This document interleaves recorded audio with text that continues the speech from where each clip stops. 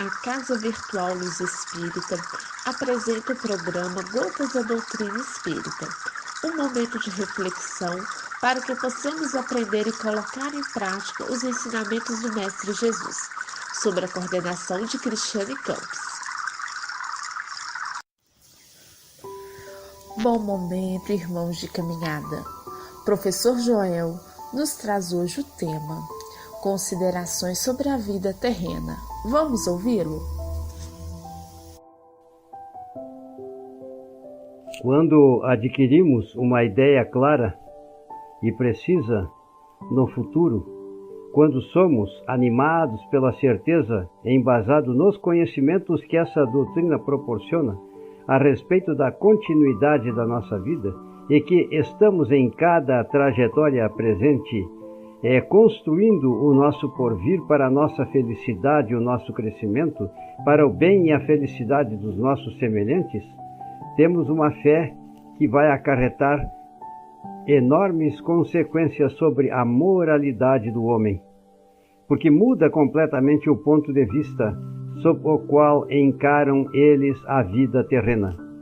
Para quem se coloca pelo pensamento na vida espiritual, que é indefinida, a vida corpórea se torna simples passagem, breve estada em um país ingrato. A vicissitude e as tribulações da vida não passam de incidentes que precisamos suportar com paciência, por sabermos que são de curta duração, devendo, após seguir-se um estado mais ditoso, de felicidade até. A morte nada mais restará de aterrador. Deixa de ser a porta que se abre para o nada e torna-se a que dá para a libertação, pela qual entra o exilado numa mansão de bem-aventurança e de paz. Sabendo temporária e não definitiva a sua estada no lugar onde se encontra, menos atenção prestará às preocupações da vida. Não formará fixação mental em cima dos seus problemas. Ele tem certeza de que todos esses problemas irão ser solucionados ao longo da sua trajetória no planeta Terra, ou temos a eternidade para solucionarmos os nossos problemas através da pluralidade das existências. Pelo simples fato de duvidar da vida futura, o homem já vai portar-se de maneira diferente na vida terrestre, sem nenhuma certeza quanto ao porvir, dá tudo ao presente. Geralmente leva uma existência que embasa para satisfazer sua ganância, seu egoísmo, sua felicidade em termos materiais. Passa a despreocupar-se com a felicidade dos seus semelhantes. Vai tornar-se qual uma criança que nada mais vê além de seus brinquedos, e não há o que não faça para conseguir os únicos bens que se lhe afiguram reais. A perda menor dele lhes ocasiona causticante pesar, um engano, uma decepção, uma ambição insatisfeita, uma injustiça de que seja vítima. O orgulho ou a vaidade feridos são outros tantos tormentos que lhes transformam a existência numa grande angústia, infligindo-se desse modo a si próprio verdadeira tortura de todos os instantes. Colocando o ponto de vista de onde considera a vida corpórea no lugar mesmo em que ele se encontra, vastas proporções assume tudo o que o rodeia. O mal que o atinja, como o bem que toque nos outros, grande importância adquire aos seus olhos. Àquele que se acha no interior de uma cidade, tudo lhe parece grande. Assim, os homens que ocupem as altas posições como os monumentos, suba ele, porém, numa montanha e logo bem pequenos lhes parecerão homens e todas estas coisas. É o que sucede ao que encara a vida terrestre do ponto de vista da vida futura. A humanidade, tanto quanto as estrelas do firmamento, perdem-se na imensidade. Percebe então que grandes e pequenos estão confundidos como formiga sobre um montículo de terra, que proletários e potentados, seitas, potentados são da mesma estatura, e lamenta que essas criaturas efêmeras e tantas canseiras se entreguem para conquistar um lugar que tão pouco as elevará, e que por tão pouco tempo conservarão. Daí se segue que a importância dada aos bens terrenos está bem em razão inversa da fé que precisamos ter com relação à vida futura. Se toda a gente pensasse dessa maneira, dir-se-ia tudo na terra, periclitaria, porquanto ninguém mais se ocuparia com as coisas terrenas. Não. O homem instintivamente procura o seu bem-estar, e embora certo de que só por pouco tempo permanecerá no lugar em que se encontra, cuida de estar aí o melhor ou o menos mal que lhe seja possível.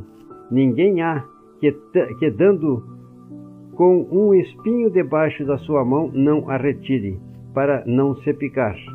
Ora, o desejo de bem-estar força o homem a tudo melhorar, impelido que é pelo instinto do progresso e da conservação, que está nas leis da natureza. Ele, pois, trabalha por necessidade, por gosto e por dever, obedecendo desse modo os desígnios da providência, que para tal fim o pôs na terra. Simplesmente, aquele que se preocupa com o futuro não liga ao presente, mas do que relativa importância, e facilmente se consola com os seus insucessos, pensando no destino que o aguarda. Deus, conseguintemente, não condena o gozo dos terrenos.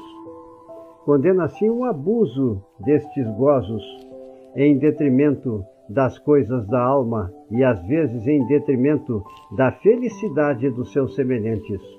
Contra tais abusos é que se premunem os que a si próprio aplicam estas palavras de Jesus: meu reino não é deste mundo. Para nós, a vida espiritual é o que importa, a existência da outra dimensão. Cada que nós observarmos os ensinamentos da doutrina que consola, que prima pelo amor, pelo perdão e pelo amor a Deus sobre todas as coisas, aquele se identifica com a vida futura. Assemelha-se ao rico que perde, sem emoção, uma pequena soma, aquele cujos pensamentos se concentram na vida terrestre. Assemelha-se ao pobre que perde tudo o que possui e se desespera. Então não temos que estar fixados tão somente nos bens materiais. Eles servem para a satisfação das nossas necessidades e também do nosso progresso na vida do dia a dia. Mas não deveremos ser egoístas, muitas vezes amealhando bens que não vão nos servir para nada, em detrimento, muitas vezes porque somos egoístas, da felicidade daqueles que estão ao nosso lado.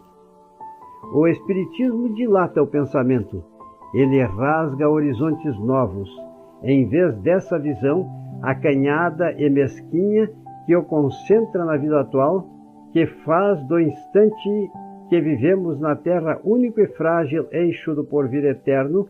Ele, o Espiritismo, mostra que essa vida não passa de um elo no harmonioso e magnífico conjunto da obra do Criador. Mostra a solidariedade que conjuga todas as existências de um mesmo ser, todos os seres de um mesmo modo, e os seres de todos os mundos. Faculta, assim, a criação da alma. Por ocasião do nascimento de cada corpo, retorna, estranhos uns aos outros, pois que somos lançados no manto do esquecimento. Todos os seres são lançados nessa situação de esquecer o passado como condição necessária para a continuidade do seu trajeto evolutivo em direção a Deus e felicidade do porvir na outra dimensão da vida. Essa solidariedade entre as partes de um mesmo todo explica o que inexplicável apresenta, desde que se considere apenas um ponto. Esse conjunto, ao tempo do Cristo, os homens não o teriam podido compreender, motivo porque ele reservou para os outros tempos o fazê-lo conhecido, tal como através dessa doutrina maravilhosa está e vai prosseguir acontecendo.